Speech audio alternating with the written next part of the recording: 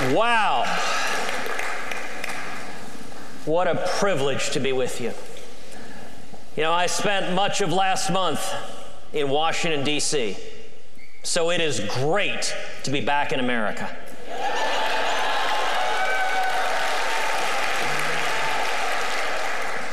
I spent this morning at the Iowa State Fair. That is fantastic.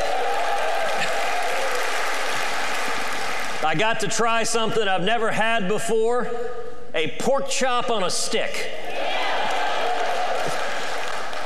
You know, it's really hard to go wrong with meat on a stick. And I'll tell you, it brought to mind a new diet that is all the rage in Washington. It's the Obama diet. It works very, very well. All you do is every day you let Putin eat your lunch.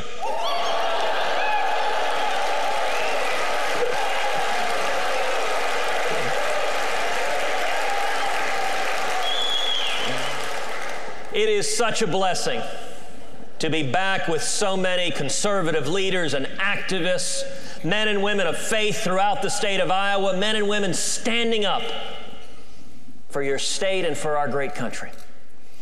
I am here today with a message of hope and optimism. You know, if you listen to the media, if you listen to the Democrats, although I repeat myself,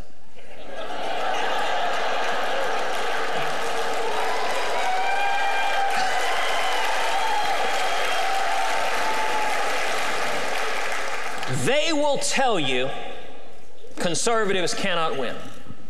They will tell you that America has become a liberal progressive utopia that embraces the failed big government solutions from Washington.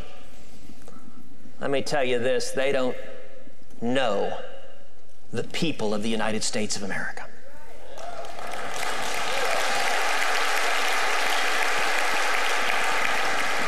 So I want to talk to you about how we win. And there's a very simple model for how we win. We stand up and we tell the truth.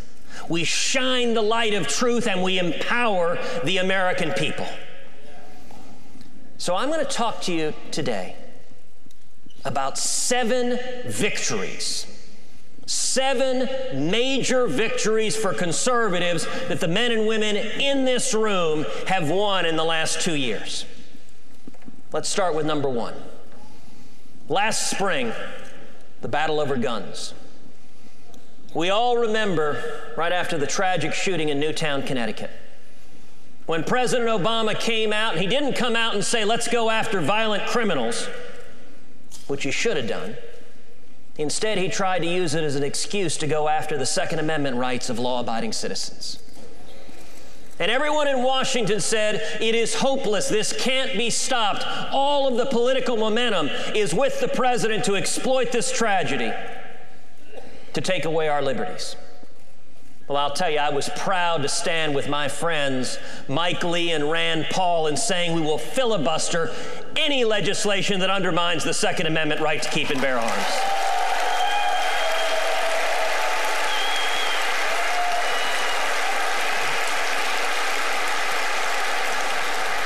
Now, what that did is it shined a light on the battle, and it gave time for the grassroots to engage. It gave time for each of you to light up the phones, to confront your senators on the Senate floor, in their town halls, and say, why aren't you standing and fighting for the Second Amendment? Indeed, the lead legislative alternative to President Obama's gun control efforts was the Grassley-Cruz legislation that I co-wrote with your senator here, my friend Chuck Grassley.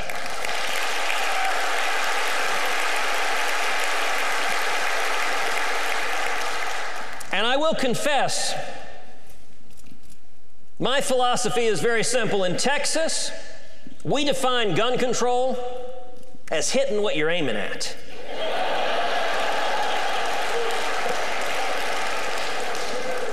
But the American people rose up and spoke with a clarion voice And when President Obama's gun control proposals came to a vote on the Senate floor, every single proposal that would have undermined the Second Amendment was voted down on the Senate floor.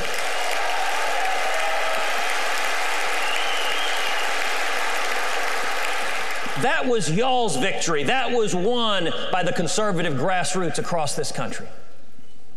Victory number 2.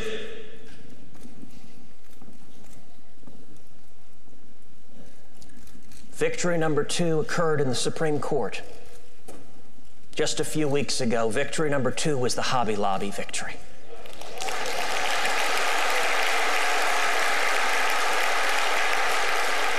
Hobby Lobby, as you know, is a Christian company that had the courage to stand up against Obamacare and say, we will fight for our religious liberty, that the federal government cannot use Obamacare to force us to pay for abortion-inducing drugs. Now, I was very pleased to author a U.S. Supreme Court brief on behalf of several senators in the Hobby Lobby case, and to go out front on the day of the argument with grassroots conservative supporters from all over the country standing for religious liberty. And the Supreme Court, in a fantastic decision, struck down that provision of Obamacare and said the federal government cannot trample our religious liberty rights in this country.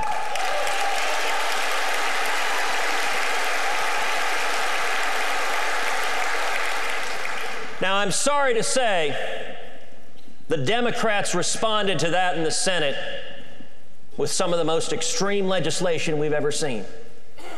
The Democrats introduced legislation to repeal major portions of the Religious Freedom Restoration Act, which protects the religious liberties of every American. When Bill Clinton signed that law into law, it was approved in the Senate 97-3. Unfortunately, every single Senate Democrat stood together voting to take away our religious liberty.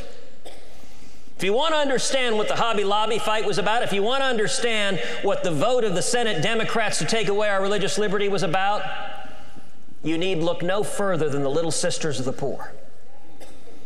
Now, who are the Little Sisters of the Poor? They are a Catholic convent of nuns who've taken vows of poverty and devote their lives to providing health care to the poor and the elderly. Right now, today, the Obama administration is litigating against the Little Sisters of the Poor. And they are trying to impose millions of dollars of fines on the Little Sisters of the Poor in order to force them to pay for abortion-inducing drugs.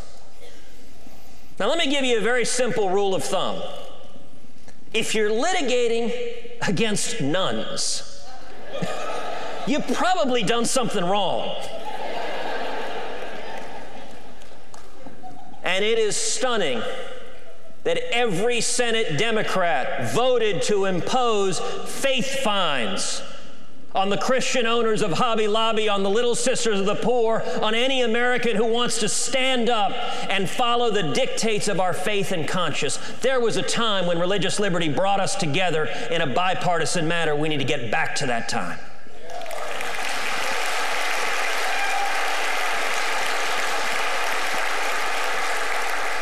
But Hobby Lobby was a second major victory. A third major victory occurred several months ago when the nation of Iran named Hamid Abu-Dhabi to be their ambassador to the United Nations. Now, Abu-Dhabi, you'll remember, is a known terrorist who participated in holding Americans hostage in 1979 and 1980. Iran's naming Abu-Dhabi was meant to be and was, in fact, a slap in the face to the United States. Now, a lot of folks in Washington said this is terrible, but there's nothing you can do about it. Well, I'm happy to tell you I introduced legislation in the United States Senate to bar Abu-Dhabi from being allowed to enter this country.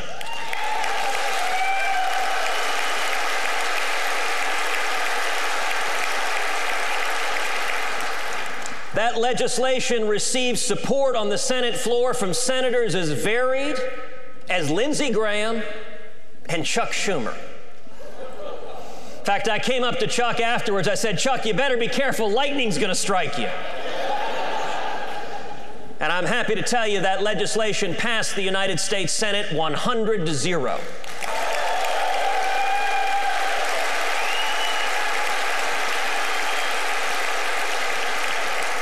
It then passed the House of Representatives 435-0.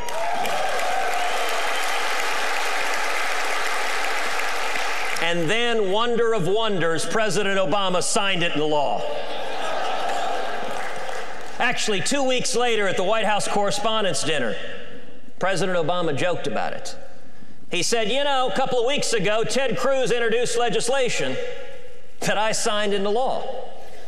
He said, here's a picture of the signing ceremony. It had a picture of him, a picture of me, and the devil in hell freezing over.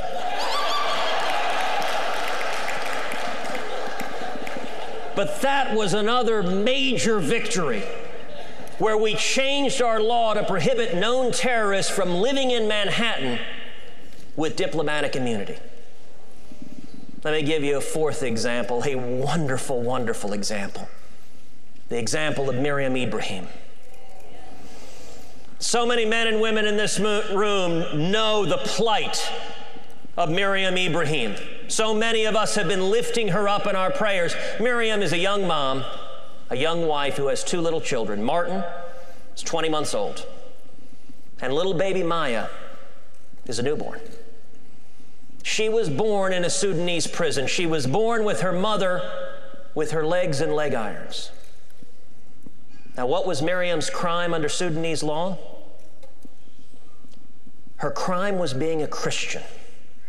And for that crime, she was sentenced to receive 100 lashes and then to hang by the neck until dead. And the Sudanese government went to Miriam and said, if only you will renounce Christ, we will spare you this horrible sentence. And Miriam said, I cannot and I will not renounce Jesus.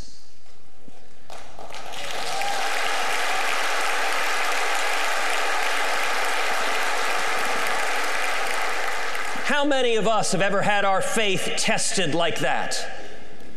But I can tell you millions of believers here in Iowa, all across the country, all across the world, lifted Miriam up in our prayers. Many of us spoke out loudly against the atrocity of torturing and murdering Miriam Ibrahim simply for being a Christian. I'm sorry to say one of the people who didn't stand up was President Obama. President Obama somehow couldn't bring himself to stand up and say to the government of Sudan, free Miriam Ibrahim now. But praise God, the international pressure became too much. The government of Sudan freed Miriam, and she is now back home in the state of New Hampshire with her babies.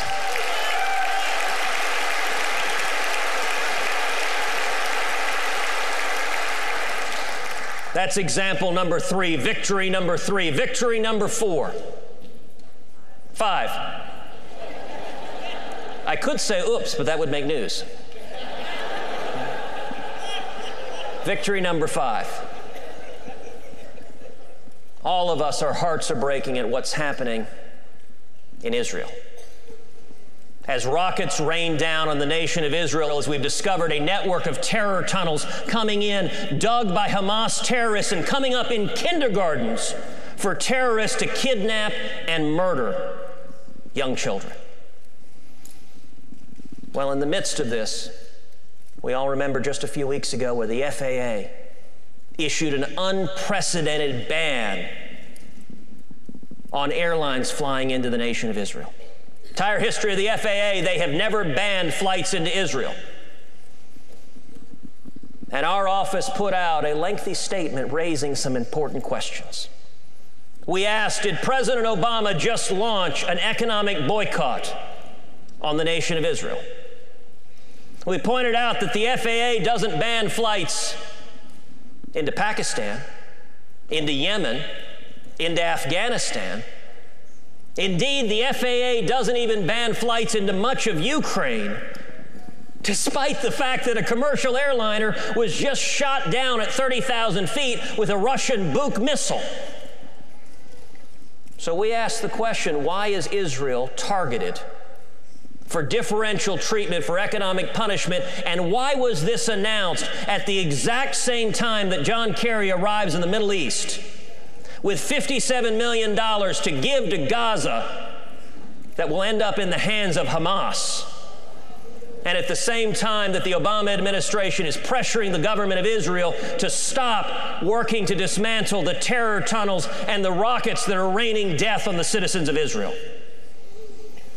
Let me tell you, within an hour of raising that question, the spokesman for the State Department was being asked, is this an economic boycott designed to punish the nation of Israel? And the outcry from the grassroots, the outcry from Americans at the fact that we weren't standing with the nation of Israel was deafening.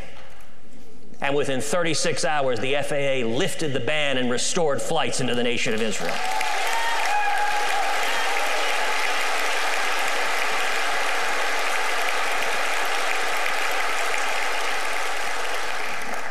Those are 5 victories.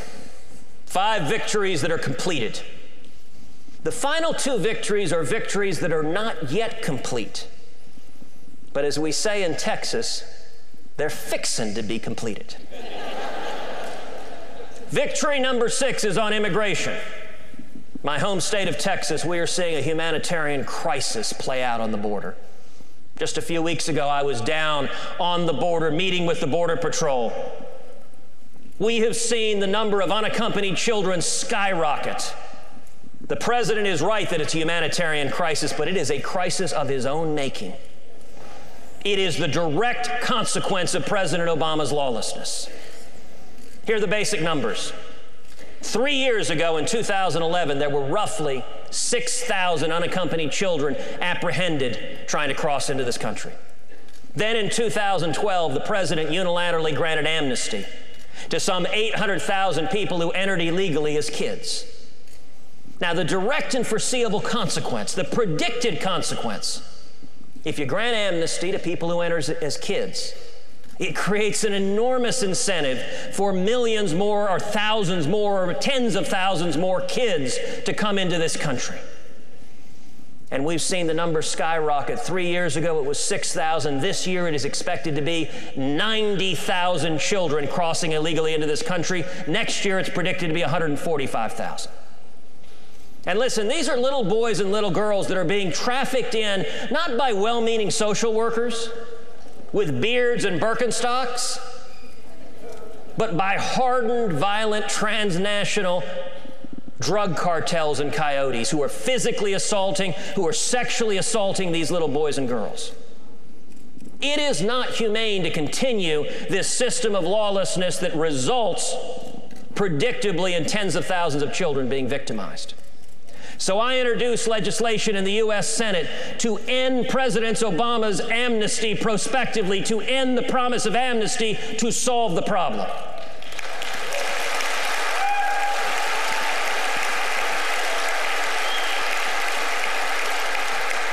And also to provide federal reimbursements to the states that have called up the Border Patrol to secure the border and do the job the federal government should have been doing.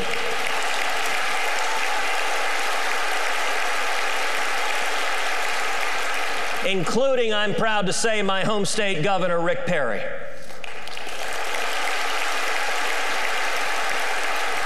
Now, when I introduced that legislation, Democrats demagogued it, they vilified it, they said, no, we don't want to fix the problem. But I'm happy to tell you the House of Representatives stood up and led. Just over a week ago, the House of Representatives passed 2 major bills that mirrored the legislation that I had introduced to end President Obama's amnesty and to solve the humanitarian crisis at the border.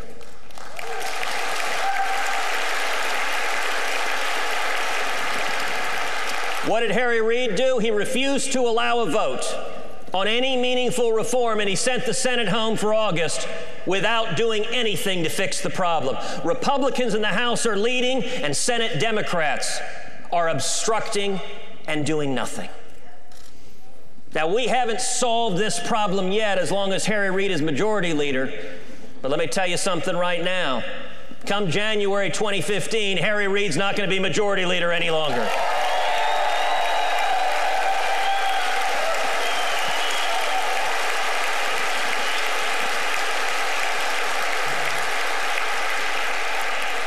And the final victory that we haven't yet won, but we've laid the groundwork to winning, is repealing every single word of Obamacare.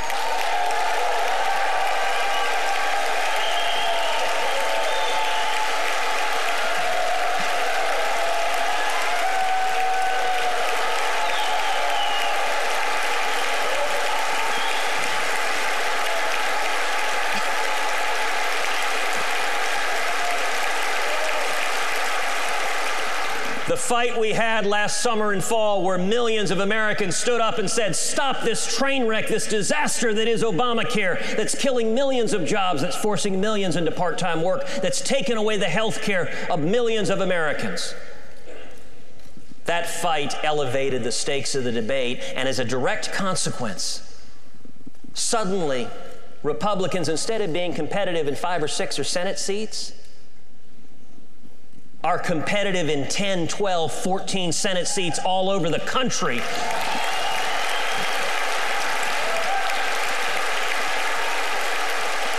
As Obamacare is an albatross around the necks of the Democrats who foisted it on the American people. And I'll tell you what, as a direct result of the damage Obamacare is causing, Republicans are going to retake the Senate, and we're going to welcome a new colleague in the Senate, Senator Joni Ernst from the state of Iowa.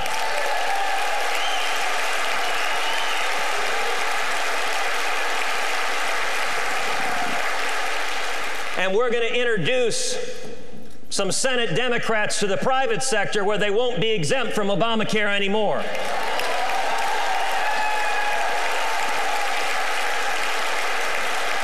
And as a result of your efforts, making the case, telling the truth, shining the light, empowering the American people, I am convinced come 2017, with a new president in the White House, we will repeal every word of Obamacare.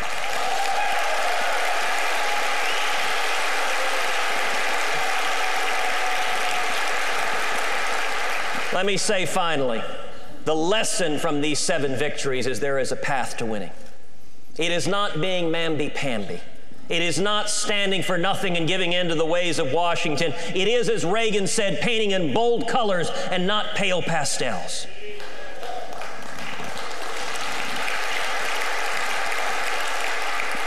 We need to stand unambiguously for the common sense conservative principles shared by the vast majority of Americans. We need to stand for life.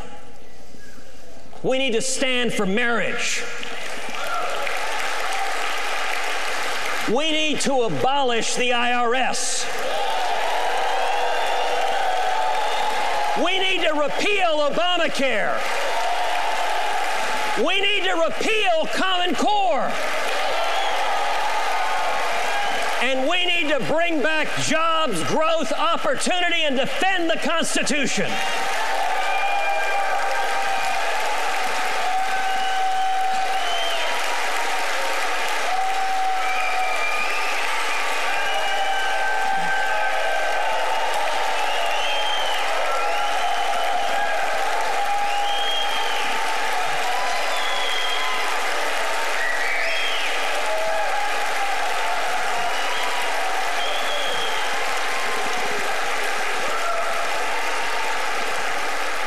That is a positive, hopeful, optimistic vision for America that brings us together, that turns us around, that brings us to a better path. That is the victory that the men and women in this room are leading the fight. It is because of you I'm optimistic. It is because of you that together we are going to pull back from the precipice. Together we are going to get back to the founding principles of this country. Together we are going to restore that shining city on a hill that is the United States of America. Thank you, and God bless you.